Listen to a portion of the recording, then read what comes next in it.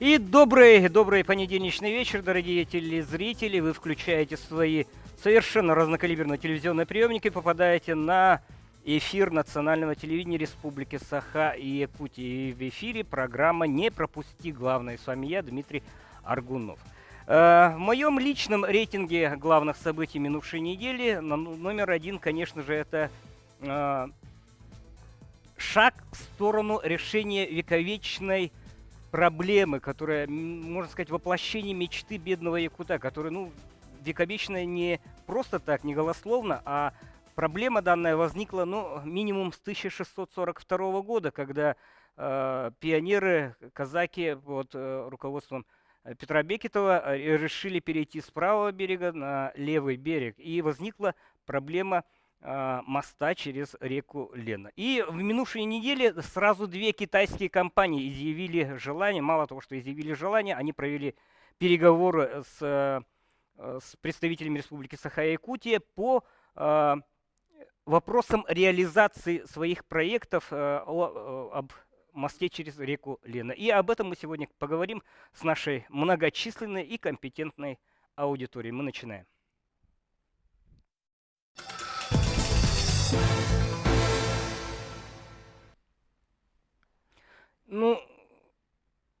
Через реку Лена, говорит мне режиссер, правильно, я иногда ошибаюсь под воздействием. Но хронология событий остается хронологией событий. На прошлой неделе сначала одна компания «Синяя гидра» проводит ряд встреч с руководством республики. Под завершение недели вторая компания «18-е бюро».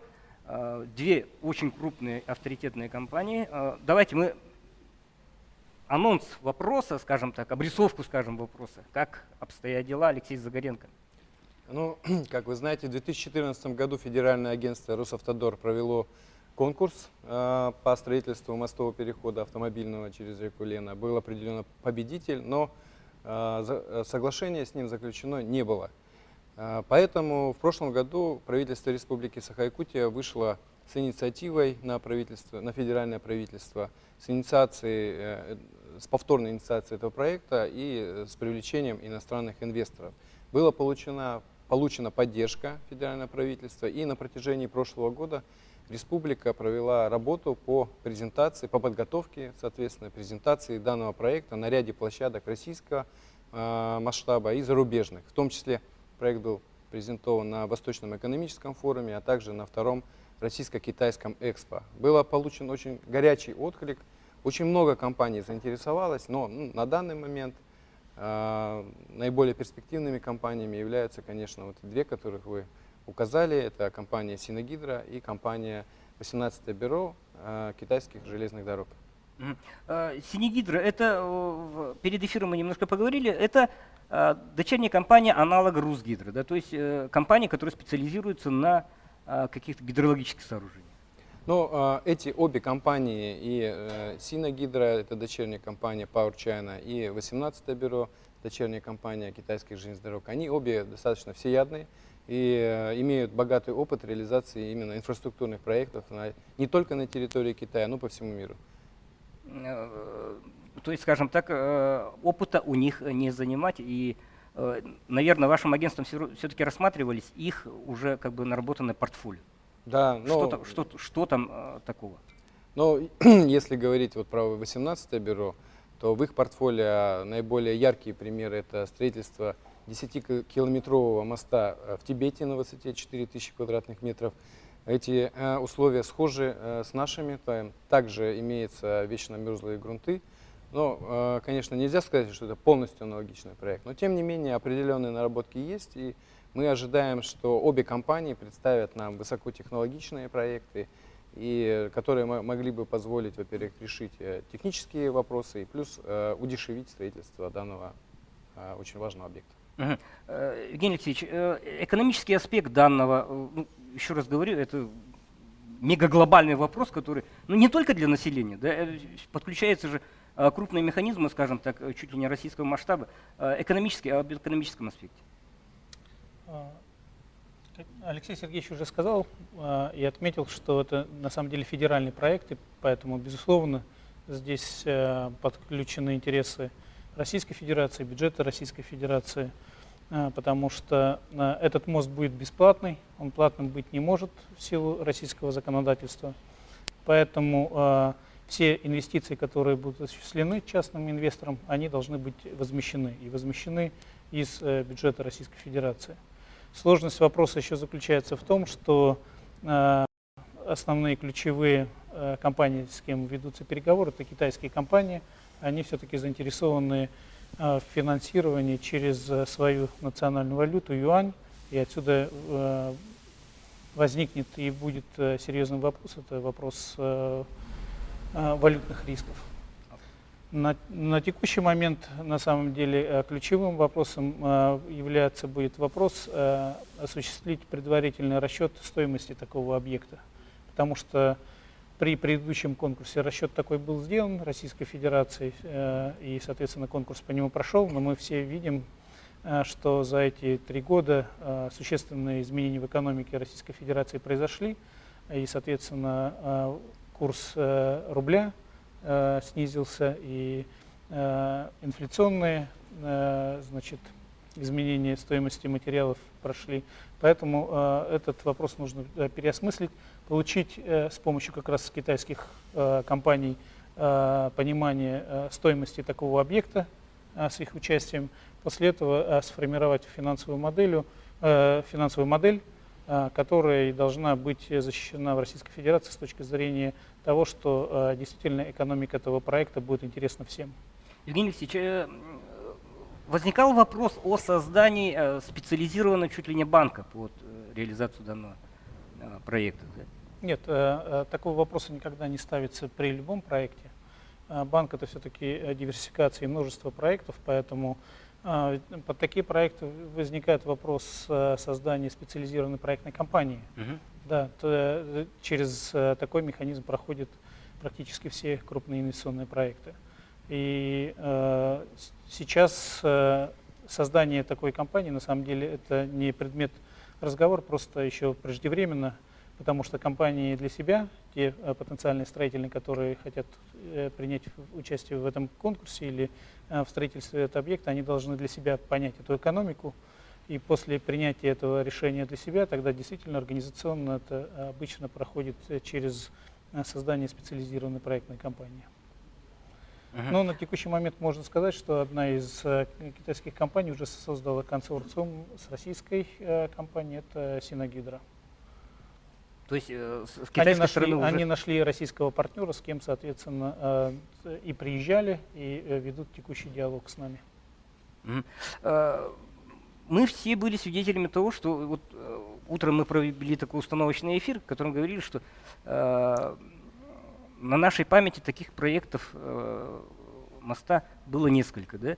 И ближайший вариант, который мы рассматривали еще при Вячеславе Анатольевиче Штурове был, все мы видели красивую картинку, да, и так далее. Видение наших китайских партнеров, оно насколько сильно отличается от того, каким последний раз нам представляли видение подобного сооружения? Ну, китайские партнеры будут строить то, что мы им скажем, я думаю так. Поэтому главная задача, чтобы у нас было видение четкое.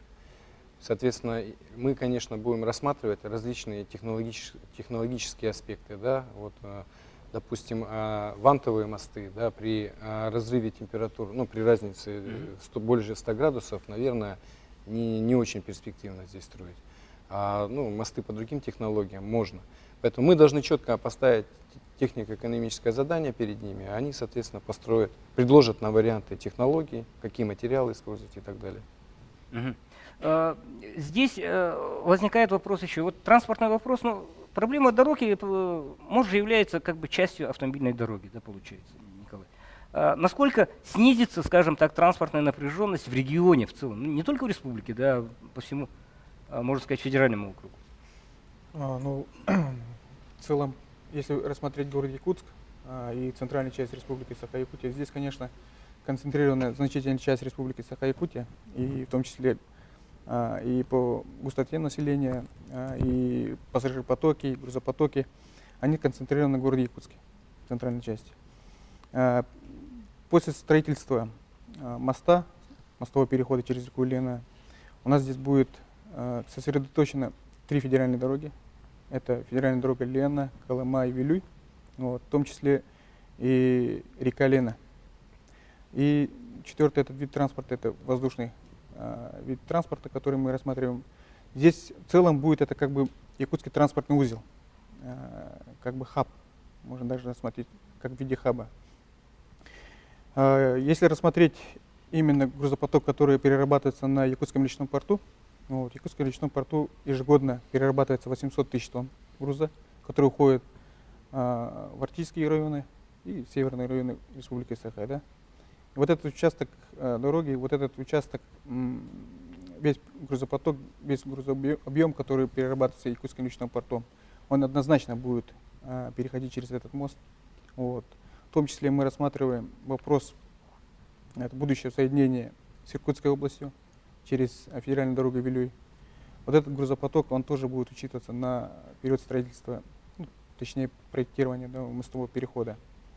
Ну и вопрос тоже связанный, вопрос это соединение Республики Саха-Якутия, в том числе Чукотки, Красноярского края, через наш судоходную реку Лена, через Северморпуть. Вот. Ну, перспективы мы рассматриваем вопрос, это создание международного коридора, это Северморпуть, который уходит в Европу или в сторону Америки, или Юго-Восток Азии, через Тикси, Якутский речной порт, и потом через мост, уходящий, соединяющий станцию Нижний Бестях, и через железную дорогу, который сейчас мост строится через Благовещенск, он будет соединять Китайской Народной Республикой. Вот. На сегодняшний день проектная работа, документация, выполненная по станции Нижний Бестях, там запроектирован под объем 6 миллионов тонн ежегодно. Перерабатываемая мощность станции Нижний Бестях — это 6 миллионов тонн груза. И вот этот весь объем груза должен тяготеть к городу Якутск, к мостовому переходу. То есть мост должен будет переварить вот этот вот данный объем грузов, получается? Ну, практически так. Переварить, способным, скажем так. Ко всему государственному, скажем так, блоку, вот раз, два, три человека, насколько хорошее понимание наших проблем, наших, в смысле региона проблем со стороны федеральных властей. Все-таки это часть крупной федеральной программы, как видите, да, обязательно нужны будут государственные гарантии на федеральном уровне, да, китайской стороне. И в этом отношении, вот насколько понимание федеральных властей, оно всегда было, да, но просто денег, скажем так, изыскать трудно было. Да? Давайте я отвечу. Да. На самом деле вы сами ответили на этот вопрос. В рамках тех переговоров, которые правительство республики вело с федеральным центром, с Минтрансом, с Росавтодором, на уровне правительства Российской Федерации было четко обозначено господином Дворковичем о том, что доказывать то, что мост необходим, нам уже не надо. И все вопросы он, соответственно, закрыл. Сейчас идет речь только о выстраивании той финансовой схемы, приемлемой для бюджета Российской Федерации, которая позволит этот проект реализовать. То есть, когда года два назад ходили такие слухи о том, что федеральный центр может блокировать решение о строительстве моста и так далее, то есть просто тогда, можно сказать, в связи с политической ситуацией и так далее, не хватало денег на прямо здесь и сейчас. Да? А когда финансовое решение, ну, скажем так, растягивается на определенное количество лет, то такие возможности могут изыскаться. Ну, вот если мы посмотрим конструкцию предыдущего конкурса, то я напомню, что базовая сметная стоимость этого объекта была 46,5 миллиардов. Из них 40 с небольшим федеральный бюджет давал напрямую. И только там 6,5 миллиардов должен был частный партнер, концессионер, привлечь и инвестировать в этот проект. Естественно, что в свете произошедших событий сейчас конструкция же принципиально другая. То есть сейчас идет речь гораздо сложнее в проекте. Это привлечение инвестора, который готов практически полностью за свой счет построить этот объект, проинвестировав его в полном объеме. И только на определенной стадии будет подключаться бюджетный возврат этих инвестиций. Поэтому, собственно, этим можно через призму этого увидеть, что да, действительно, вопрос был в комфортной для бюджета схеме финансирования этого проекта. Насколько нам будет комфортно, ну, скажем, ну, время покажет просто. Мгм. На текущий момент, ну, можно, наверное, говорить о том, что республике сильно повезло, в том, что создаются даже возможности для снижения цены вопроса из-за того, что две компании, скажем так, вовлекаются в процесс, есть конкурентная среда, и это нам только получается на руку, да, Алексей? Ну, мы надеемся, что данный проект для ускорения он пойдет по частной инициативе. Да, частная инициатива, она предполагает только одно предложение. Поэтому насчет возможного снижения стоимости там, это произойдет только в том случае, если на конкурс будет заявлено, ну, если в период вот рассмотрения частной инициативы будут заявлены еще дополнительные заявки. Но в таком случае мы тогда переходим снова на конкурсные процедуры. Это по срокам удлинит, соответственно, начало принятия решения и начало строительства. Да? Но в таком случае будет удешевление.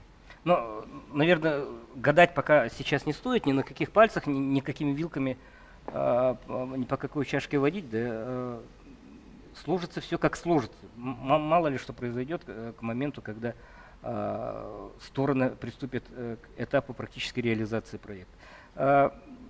По бумажной вот документалистике, какие этапы должен пройти? Вот у многих наших телезрителей, вот Дмитрий Петров сидит, представитель автофорума активный, да, может сложиться такое, что ожидания, они такие, вот завтра пришли, построили, свои, ну, скажем так, опоры поставили, послезавтра мы уже получим готовый объект и будем ездить туда-сюда, значит, между Нижним Бесяхом, в сторону Нюрнберга и так далее. На самом деле, вот какое, что нас ожидает? Ну, не сладкое, скажем так,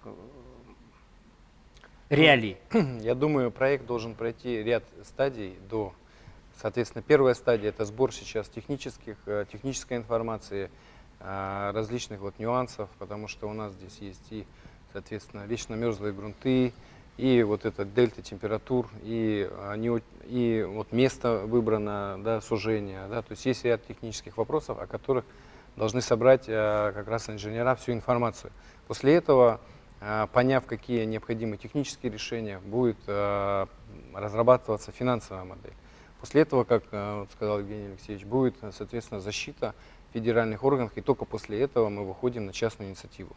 Сама частная инициатива, она по срокам достаточно короткая, то есть частный партнер подает заявление, оно в течение 30 дней рассматривается профильным министерством. Если дано положительное решение, то в течение 10 дней оно размещается в интернете в общем доступе. И дальше в течение 45 дней, если никто соответственно, другой не подает еще каких-то заявок, то тогда принимается решение заключать вот с этим единственным участником, как говорится. Да? Ну, там будет еще время на подписание. Ну, то есть это в течение полугода, грубо говоря, можно все сделать. Если же мы уходим на, соответственно, конкурс, то там конкурсные процедуры достаточно продолжительные. То есть это где-то 1,5 года, может быть, чуть больше. Но, скажем так, с учетом всех вот этих моментов, когда мы увидим вот опоры над Табыгинским мостом? Можем, вернее, увидеть. Лет через... Значит, на проектирование по проекту отводится еще 2 года, соответственно, 4 года на строительство. То есть, ну, если вот так самые грубые подсчеты, то мы его через 8. Лет через 8. Итак, лет через 8 мы можем увидеть, скажем так, сооружение, которое соединит оба берега нашей великой реки. И во втором блоке мы, вот те моменты, когда гидрологические, грунтовые и так далее, все те факторы, которые должны быть в обязательном порядке учтены, мы рассмотрим как раз во втором блоке. Мы продолжим после рекламной паузы на канале НВК Саха. Она ведь неизбежна, эта реклама, как, не знаю, как гибель коммунизма.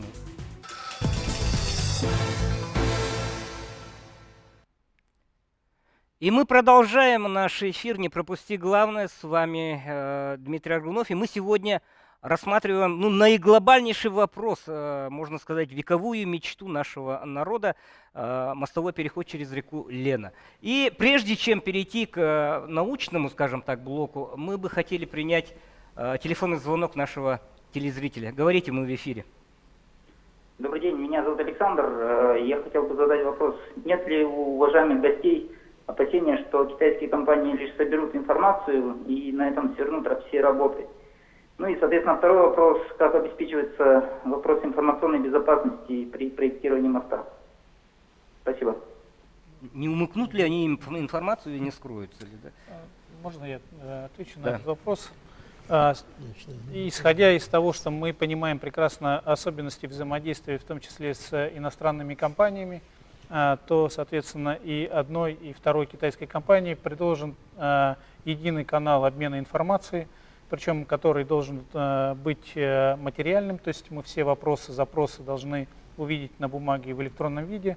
И этот канал взаимодействия наше агентство инвестиционного развития и все взаимодействие со всеми органами исполнительной власти и организациями, задействованными для информационного обеспечения, в том числе информационного обеспечения всех тех работ, которые необходимо проводить, мы как раз централизуем через агентство инвестиционного развития. Понимая, что это наша государственная компания, государственное учреждение, то вопросы безопасности у нас решаются таким образом. Какие вы многосторонне, получается, вернее, ваше агентство в вашем лице, вы и инструмент, и канал, и что Ну, еще? агентство как раз и создавалось как специализированный орган, который создан для того, чтобы осуществлять сопровождение инвестиционных проектов и инвесторов в режиме одного окна. Поэтому мы действительно тот канал единственный, чтобы инвестор не тыкался по разным рода инстанциям, а получал всю информацию в одном месте. То есть вы приятное воплощение бюрократии. Да? Ну, я надеюсь. Хорошо. Еще один телефонный звонок. Говорите, вы в эфире. Говорите. Алло, здравствуйте. Алло, здравствуйте. Да, говорите. Ага. У меня такой вопрос есть. Я житель города Якутска, меня зовут Александр. Вот поселок Табага, старая Табага и новая Табага, и там еще какая-то, ну, исправительная колония номер 7. Куда они денут? Куда что? Куда денут поселки Новый Табага, Старая Табага и исправительное учреждение, находящееся? Я отвечу? Да. По поводу новой Табаги, если, допустим, мы построим автомобильный мост, мостовой переход, то она не будет задействована, новая Табага. А по поводу старой Табаги, да, действительно, там есть вопрос. Часть участков уже вопрос через Министерство имущественных и земельных отношений оно решено. Это в 2013 году распоряжение правительства вопрос изъятия земель и выкупа земель, вопрос решенный. Вот. Там сейчас остается вопрос по 3 участкам, которые есть спорные вопросы с хозяевами, с владельцами участков. Но это вопрос решаемый. Я думаю, если вопрос конкретно станет вопрос о начале строительства проекта, ну, реализация проекта, то этот вопрос решится. С участием концессионера, с участием и Республики Саха-Якутия. Государственных механизмов. Да, это вопрос, касающийся именно только старой Табаги. Там же нет таких намеченных памятников, может быть, старины и так далее, каких-то больных таких вопросов. Ну, когда вопрос, Вроде нет. Да? вопрос таких по поводу наличия архитектурных не было такого вопроса. Не было. Не Так, поднимался у вопрос. нас такого вопроса И не было. к нашим ученым мужам, и давайте начнем с гидрологов. Да. Представители у нас водного управления Мирон Иванович Эртюков и главный гидролог, я бы сказал, всей республики Константин Иннокентьевич Кусатов из Гидромедцентра. Все-таки гидрологическая обстановка, что должны учитывать реализанты проекта мостового перехода? Давайте вот начнем с вашего блока. Ну, любой проект будет нормальным, адекватным при такой большой реке, если не будет сильно менять режим реки. В этом я вижу основные два, что ли, момента. Первое, поскольку наша река Лена на всем протяжении очень сильно заторами разрушается, поэтому первую очередь мне бы хотелось, чтобы в этом проекте было, ну что ли, нормально решен вопрос о ледоходе. Я просто из опыта вот предыдущих, ну что ли, проектов, что проект Трансстрой в 2005 году предлагала, ну там совершенно, ну, этот вопрос был не учтен. Поэтому мне бы хотелось в первую очередь, значит, ледопропускную способность этого объекта, чтобы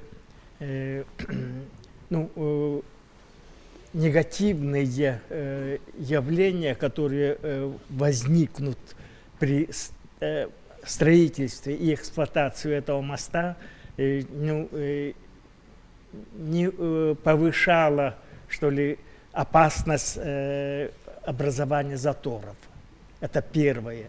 Ну и второе, вот этот участок Лены очень, ну что ли, деформируем. То есть сложено ложе реки, сложено песчаником, и оно очень сильно колеблется.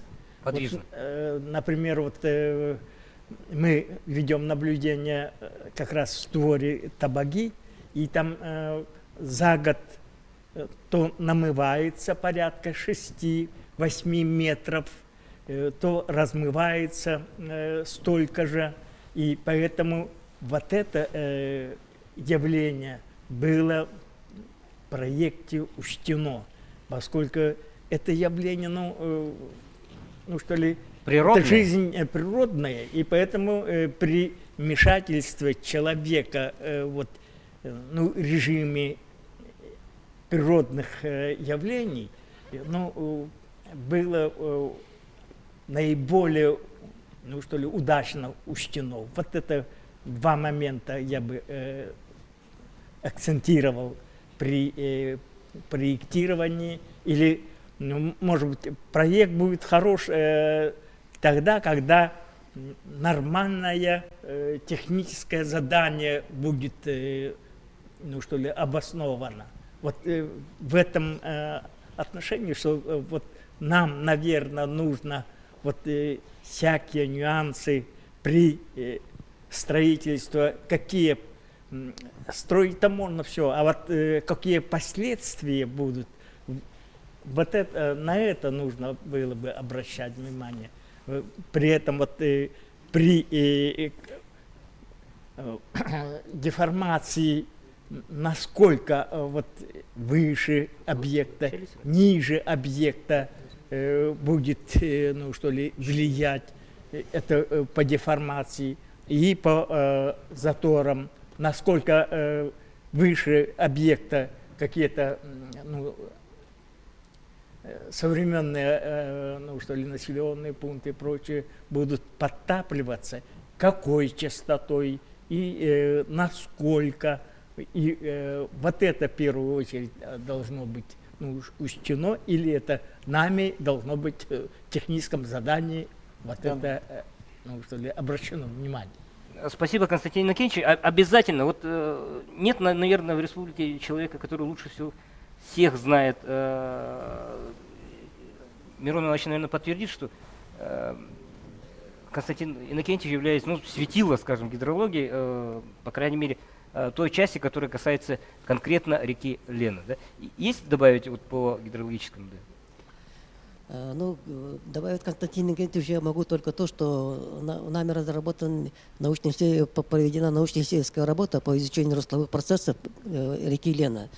И вот, начиная от города Покровска у нас идет вот это расширение русла реки, долины Арканы. И именно вот в Табагинской мысе идет у нас резкое сужение русла реки. И в случае образования затора на Табагинской мысу у нас в зоне затопления попадает 8 населенных пунктов Мегино-Кангаласского и Кангаласского районов. Это у нас вот Арсалода, Каптагай, Котачо, Техчур, Актемсы, Улах и Немигюнцев до самого города Покровска. Негативные последствия этого затора могут касаться и самого Покровска, в том числе в связи с повышением уровня воды, это разрушение берегов и затопление этих населенных пунктов. И мы бы хотели бы очень, когда вот именно будет составлять проект этого моста, вот конкретно, вот когда вот мы рассматривали технико-экономическое основание вот первых проектов, именно там было вот первые боковые, все боковые протоки были насыпаны. И плюсик к этому, в середине русла реки стояли опоры моста. Но это будет, но мы хотим, чтобы именно при составлении проекта были учтены вот эти факторы, так как у нас, чтобы был разработан проект с наибольшими пролетами этого моста. И когда будут проведены компьютерное моделирование образования затора, повышения уровня воды, будут учтены именно защита этих населенных пунктов. Это инженерное защитное сооружение и разрушение берегов последствий ледохода. Спасибо, Мирон Иванович. И у нас еще один телефонный звонок. Тема популярная, пользуется успехом у наших телезрителей. Говорите вы в эфире. Добрый вечер, Иван. У меня вот такой вот вопрос. Как хотите построить и гарантировать вот этот мост, чтобы он был прочным, не имеет таких технологий для строительства обычных дорог? У нас вот дороги каждый год ремонтируются, и они ломаются. И как вы гарантируете, что вот построенный мост не сломается через год, через 2 или через 10 лет? Вот, например, в Соединенных Штатах Америки имеется очень хорошая дорога, которая ведет до побережья Ледовитого, Северного Ледовитого океана. У нас даже такой дороги нет. Вот, спасибо за вас. Я отвечу. Да, конечно. Значит, здесь нужно иметь в виду, что модель, по которой предполагается строительство моста, это концессионная модель. Она принципиально отличается от стандартных механизмов государственной закупки, когда государство просто платит из бюджета, за этот бюджет, соответственно, строительная компания, выигравшая по конкурсу, строит дороги и имеет место быть те последствия, о которых вы говорите. Концессионная модель, она принципиально другая, как раз исходя из того, что идет четкое перераспределение всех рисков, связанных с самим объектом. То есть напомню, что проектировать этот объект будет концессионер, строить этот объект будет концессионер, платить за все будет концессионер. Стандартная схема, если в конечном итоге будет принята предыдущая схема, которая была на предыдущем конкурсе, то это 6 лет проектирования строительства и 8 лет эксплуатации. Соответственно, в течение 8 этих лет государство будет рассчитываться с концессионером. Только в том случае, если, соответственно, этот мост, во-первых, есть, а во-вторых, он технически готов и соответствует тем требованиям, которые были заложены по этому конкурсу. В случае, если этот объект не соответствует, то там применяются соответствующие штрафные санкции. Тем самым концессионная схема, ГЧП-схема, она очень близка к контракту жизненного цикла, когда, соответственно, компания частная, взяв на себя обязательства по созданию и эксплуатации объекта, принимает все строительные проектные риски. Этим механизмом, собственно, мы и защищены. Но это, конечно же, не снимает с нас ответственности, в том числе принять активное участие именно по формированию правильного технического задания, с учетом, вот, что коллеги говорят. И скажут еще. И еще скажут, да, с точки зрения наших местных климатических особенностей, гидрологических особенностей, которые, конечно, кроме нас лучше, наверное, никто не знает. Единственный вопрос после вашего такого спича. Слово концессионер — это нормально, да? Концессионер, да. это Я просто апеллирую к 12 стульям. Это сторона концессионного соглашения. С одной стороны, это концедент, это публичная сторона, в данном случае Российская Федерация. Концессионер — это частная сторона, которая выиграла конкурс. Не Остап Сулейман. Нет, абсолютно. Хорошо. И наши мерзлотоведы замечательные. Начнем с Рудольфа Владимировича. Рудольф Владимирович Жан. Какие факторы с вашей стороны должны быть в обязательном порядке учтены? Все мы понимаем, что проблема прибрежных грунтов и так далее, это очень большая проблема. на самом деле. Ну, я прежде всего хотел бы сказать о том, что действительно объект уникальный. Нету в мире практики строительства такого объекта. И нету мостов же через нашу реку. Вот, да, ну вот в таких условиях сложных инженерно, геологических, геокрологических, гидрологических, гидрогеологических и так далее. И вот я немножечко, значит, в историю тут, значит, коснусь. Когда появились первые проекты, вот в нашем столетии, значит, уже когда первые проекты, и когда, значит, по строительству, по переходу, значит, через реку Лену, и первые проекты попали, значит, к нашему президенту. Он посмотрел, значит, и как-то меня пригласил. И говорит, вот что такое, как и что. Что мне бросилось тогда в глаза? Я, как, значит, по специальности гидротехник, по базовой своей, вот коллеги мои, то сразу обратил внимание на то, что в проекте перекрывалась вся пойменная часть. Был, значит, пролет моста через основное русло, а остальное, значит, было в глухих дамбах. Ну, естественно, значит, это вот такой был ляп, что я об этом сказал и президенту, и после этого, значит, эти проектировщики вообще сразу приехали к нам и стали, значит, уже вести беседы. Контактировать. Да, констатировать.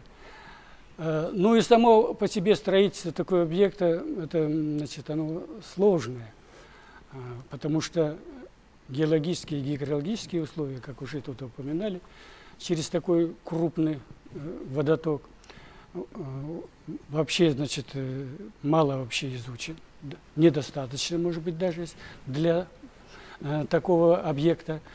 Вот. И, конечно же, он таит в себе очень много, ну, будем так сказать, сюрпризов, потому что идет чередование, значит, мерзлые борта, поймы реки под руслом, вроде бы как в этом, как раз в створе Табагинском, талик сквозной, пойменная часть, значит, такая мозаика, значит, имеется такая, значит, наличие островов мерзлоты.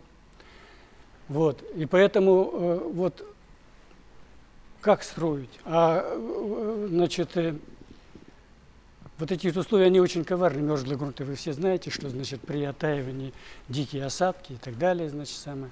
Хотя, значит, уже, в общем-то, значит, у нас в современном мире научно-технического прогресса особых, видимо... Нерешаемых вопросов нет, наверное. Да, все можно построить, но все упирается в то, сколько это будет стоить. Вот. Поэтому вот эти вот нюансы. И когда мы, значит, стали рассматривать эти объекты, то у нас не было, значит, альтернативных вариантов. Нам не предложили и не показали, что вот, значит, уперлись в один створ, вот этот вот, Табагинский, и все. И сейчас я смотрю, значит, тоже вроде бы как уже, конечно, я понимаю, что там, значит, затрачены большие капитальные, значит, самовложения, что, значит, уже там и земли, там уже все выкупается и так далее.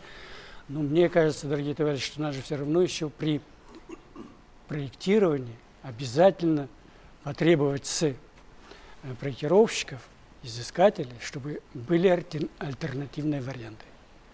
И если рассматривать с геологической точки зрения, то два мыса вот этих, Табагинский и Кангаласский, они являются как бы останцами Приленского плато, который находится в сложно напряженном деформированном состоянии. Рудольф Владимирович, давайте мы сейчас продолжим после рекламной паузы, опять не вовремя, во время самой основной мысли. Реклама прямо сейчас.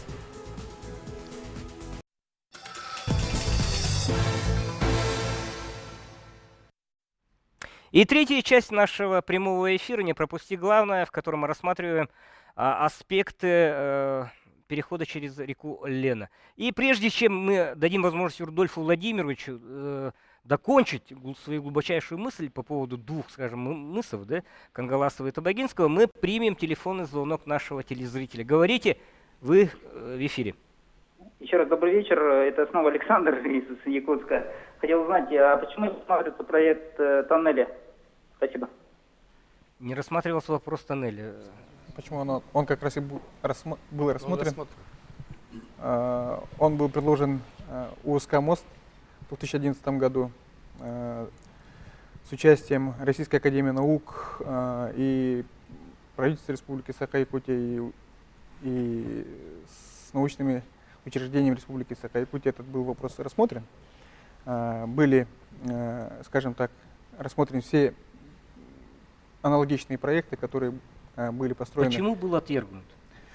Российская академия наук сказала, если хотите получить проблему, стройте тоннель.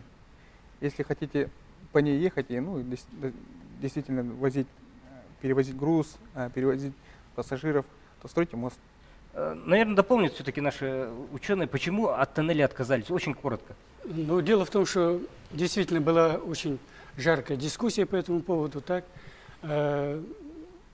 Была создана специальная комиссия по правительству Республики Саха, куда вошли и сотрудники нашего института, московские, новосибирские, и все поехали изучать зарубежный опыт.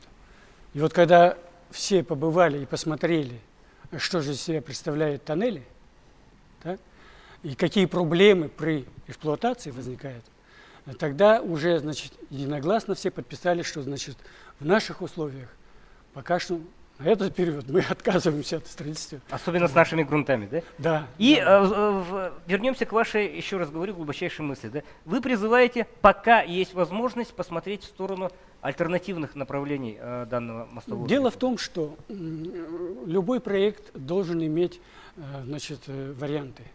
И в качестве вариантов следует рассмотреть еще и другие. Не обязательно вот этот или Кангаласский там, или какой-то.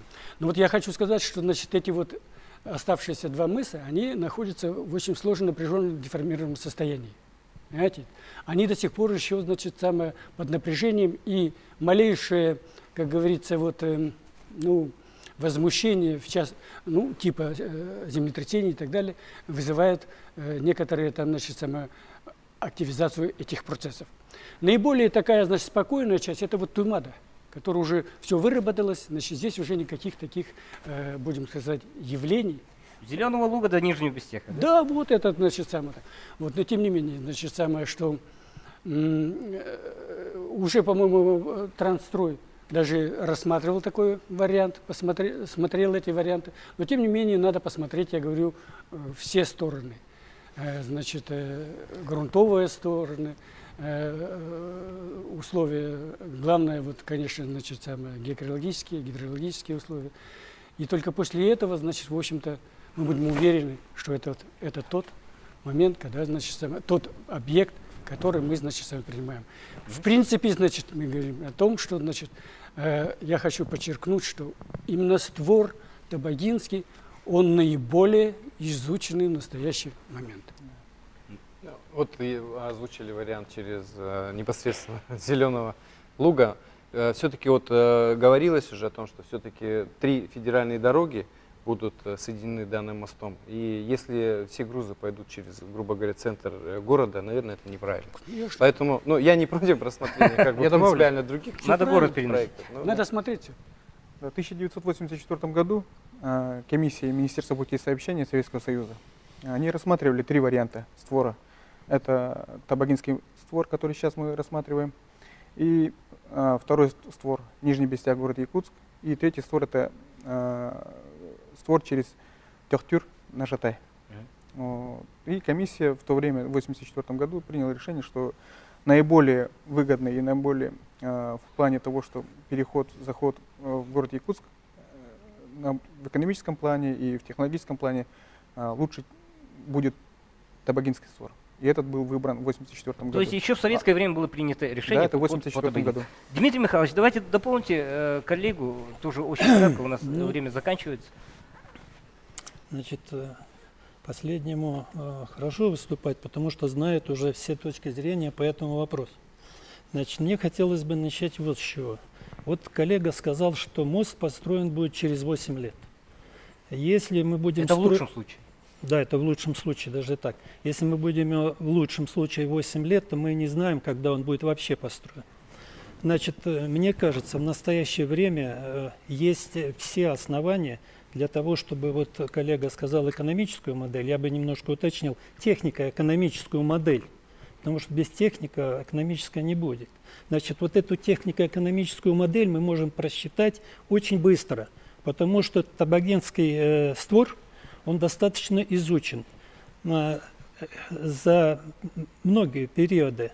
Значит, и мы на стадии ТЭО сможем решить эту проблему. Надо, вот зрители должны узнать, что вообще-то сооружение первой категории сложности, каким является мост, он вообще строится в 3 этапа. Первый — технико-экономический, проект, рабочие чертежи. Иначе невозможно вот коллеге ответить, что он говорит, а что будет развал? Не будет, он разваливается. В настоящее время и наука, и техника, и технология, и экономика при регулярном финансировании вот, способны решить эту проблему, во-первых, качественного строительства, во-вторых, эффективной эксплуатации этого объекта. Поэтому, мне кажется, этот вопрос необходимо закрыть. Второе, значит, решили мы ТЭО. Для этого необходимо полгода, не больше. И дальше мы должны перейти уже непосредственно к изысканию. Вот этот мост будет эксплуатироваться только в том случае, когда мы получим достаточный объем знаний по физико-механическим, теплофизическим и другим строительным свойствам грунтов. Следовательно, нам необходимо очень четко, точно выбирать тех, кто знает, как здесь проводить изыскания. Я бы хотел, чтобы эти изыскания проводились силами местных подразделений, которые уже имеют опыт исследования многолетних мерзлых пород, пестрых, вот как говорил мой коллега, породы и так далее. Надо ответить, что вообще-то мост будет 20 километров. И только центральная часть — это 3 километра, которая затронет русло. Но вот говорили, что пойменная часть с одной стороны, проект Транстроя поставил там дамбу и закрыл вопрос о качественном пропуске ледохода.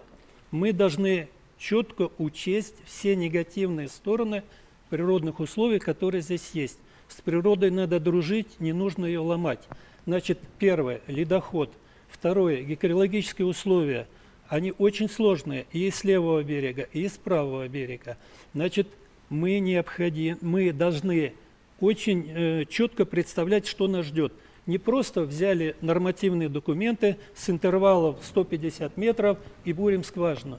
Необходимо получить предварительные исследования, используя геофизику, которая даст нам, я очень быстро, которая даст нам возможность видеть, что мы должны получить. То есть мы должны зряче расставить вот эти скважины. Значит, что мы должны вообще сделать вот как бы поэтапно?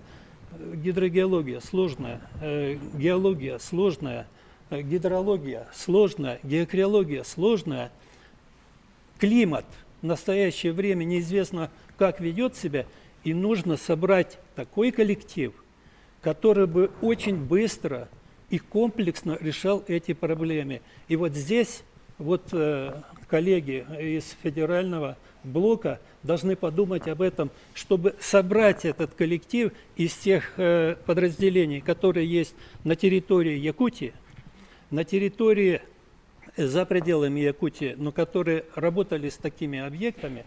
И поэтому после этого, мне кажется, мы очень быстро, качественно и эффективно решим эту проблему.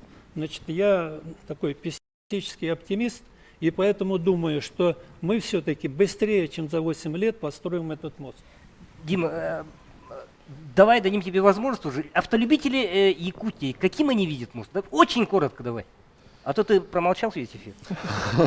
Ну, у меня вот, я же говорю, прямо с детства еще велась речь о строительстве моста. И вот до сих пор я думаю, неужели вот в моей жизни еще построят этот мост? Но мост должен быть, во-первых, должны быть хорошие подъездные пути, должны быть там достаточно места для инфраструктуры моста. Потом на мосту, мне кажется, должен быть обязательно смотровая площадка с рестораном. Это я как потребитель говорю. И, соответственно, внешне он должен быть выглядеть очень красиво. Красиво. Как визитка, Это должна быть карточка, жемчужиной нашего города. И на этой очень оптимистичной ноте спасибо вам всем за участие. Мы заканчиваем наш прямой эфир, который посвящен возможности сотворения мостового перехода через реку Лена. Спасибо всем.